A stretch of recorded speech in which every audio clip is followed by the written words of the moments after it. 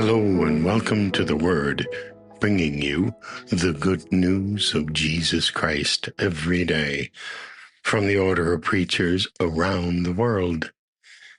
Today is the Feast of Mary Magdalene, and from the United States, we hear from Sister Elise Marie Ramirez, who is in leadership in her congregation, the Dominican Sisters of Springfield, Illinois.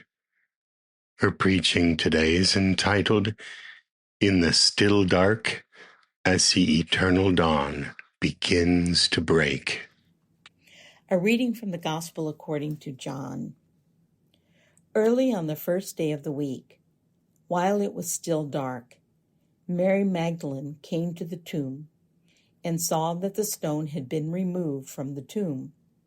So she ran and went to Simon Peter and the other disciple, the one whom Jesus loved, and said to them, "They have taken the Lord out of the tomb, and we do not know where they have laid him." But Mary stood weeping outside the tomb.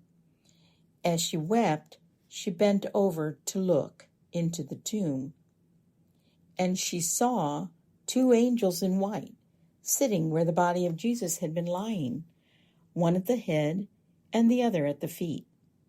They said to her, "Woman, why are you weeping?" She said to them, "They have taken away my Lord, and I do not know where they have laid him." When she had said this, she turned around and saw Jesus standing there, but she did not know that it was Jesus. Jesus said to her, "Woman, why are you weeping? Whom are you looking for?"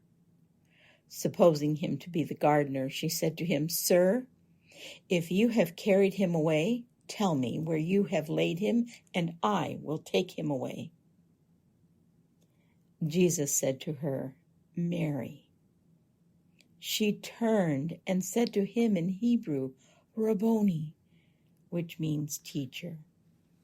Jesus said to her, "Do not hold on to me, because I have not yet ascended to the Father. But go to my brothers and yours, and say to them, I am ascending to my Father and your Father, to my God and your God." Mary Magdalene went and announced to the disciples, "I have seen the Lord." And she told them that he had said these things to her. Blessings, disciples, one and all, on this feast of Mary Magdalene.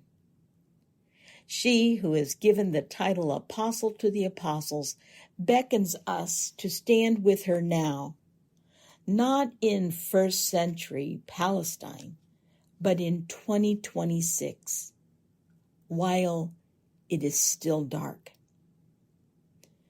We, like Mary, are unsure of what we see. We know the stone is removed from the tomb, yet as we stand here, wherever we are, northern hemisphere, southern hemisphere, aren't we in the still dark? The still dark of war and its suffering. The still dark of moral and political divides that are used to endorse refusal of aid to victims. The still dark of a thinly veiled racism, enunciated as illegals and anchor babies. Like Mary, we weep, and we reach, looking to touch familiar edges that have purpose and meaning, straining to perceive that which can offer light and hope, promise and mercy through our actions and others. Like Mary Magdalene, our hearts too are seeking the one we love. And because we are seeking, we stay at the empty tomb in the confusion of the still dark. Today, this apostle to the apostles, Mary of Magdala, gives us her most powerful witness. the witness of fidelity. Just as she stayed at the crucifixion, just as she stayed at the removal of his battered body from the cross, just as she stayed for the burial, just as she stayed at his side in his teaching and preaching, her fidelity to the one she loves is her proclamation of mercy and hope. It is her light, even in the still dark. For from this one, Mary has learned God's endless creativity. She has learned it is always working in our lives. This divine creativity, working through our weeping, our searching, our listening, tenderly, creatively working endlessly in the midst of the still dark. Mary, Rabboni. There it is. Cherished belonging.